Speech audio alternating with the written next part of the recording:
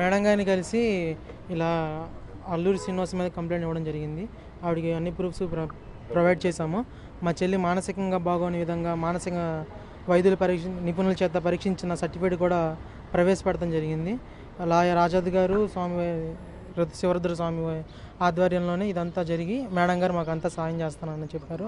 మా కంప్లైంట్ కూడా యాక్సెప్ట్ చేశారు. అంతే. మీ చెల్లికి ఎన్ని రోజుల నుంచి ట్రీట్మెంట్ అనేది నడుస్తుంది? రోజుల నుంచేనండి. గుజరాత్ నుంచి తీసుకొచ్చినప్పుడు అంతకుముందు మామూలు నాటు వైద్యం చేసాము. అది సర్టిఫికేట్ ఉండదు కాబట్టి ఇప్పుడు నార్మల్గా ఇంగ్లీష్ మందులతో చేయించాం కాబట్టి ఈ సర్టిఫికేట్ ఉంది. సర్టిఫికేట్ కూడా మీకు చూపించడం జరుగుతుంది. గుంటూరు కదా?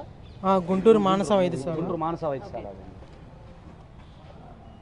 ఇంకేదైనా ప్రూఫ్ ఉంటే అడగండి, చూపిస్తాం. ఇప్పుడే చూపిస్తాం. ఈ విషయంలో మా చెల్లికి మానసికంగా బాగోలేదని మానస వైద్యశాల అంటే మరి ఆగాదు. ఇది కొద్దిగా బ్లర్ చేసుకోండి, ఎందుకంటే మళ్ళీ ప్రైవసీ ఉంటుంది. అట్లా కాదు, సర్టిఫికేట్ అనేది సరే మీరైతే చూడండి. అక్కడ చెక్ చేయించినట్టుగా వెనకూడదు. వెనక మీకు జరా కాండ ఫోటో తీసి పెడతాను మన గ్రూప్లో. ఇంకా టాబ్లెట్స్ కూడా చూపి బాబు. మందులు కూడా చూపించాలి కదా, వాడిన ప్రిస్క్రిప్షన్ అదే కాదు, మందులు కూడా కొన్నాం సార్. ఇది మెడిసిన్స్ కూడా ఇచ్చారు, కొంత వాడారు. అది చెప్తారు, కొన్ని వాడేసి వదిలేశారు.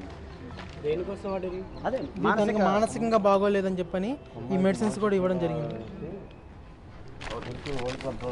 మానస హాస్పిటల్లో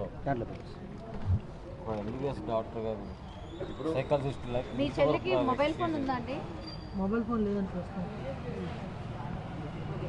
ప్రస్తుతం తన దగ్గర ఏ మొబైల్ లేదండి. వెళ్ళడానికి కారణం మీరే అంటే ఏం చెప్తారు? నేను కాదండి కారణం. ఎవరు పంపిరండి, మేము పెట్టలేదండి, తనే తీసుకొచ్చింది అర్ధరాత్రి పూట.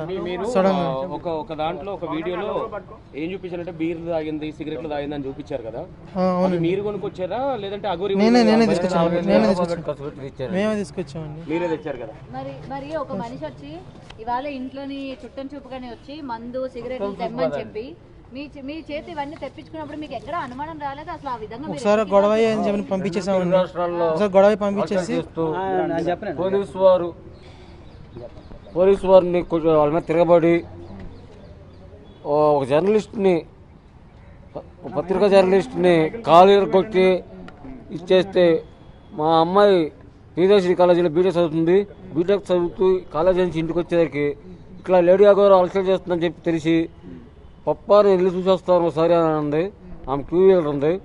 ఆ 2 వీలర్ వేసుకెళ్ళి వెళ్ళి చూస్తే అక్కడ పోలీసు వారు ఏమన్నారంటే, అమ్మాయి ఇంతమంది లేడీస్ ఉన్నారు, ఆమె బట్టలు కూడా తీసి పక్కన పడేసింది, ఎవరైనా ధైర్యవంతులు ఉంటే వెళ్ళి ఆమెకు బట్టలు కట్టండి అని చెప్పి అన్నారు.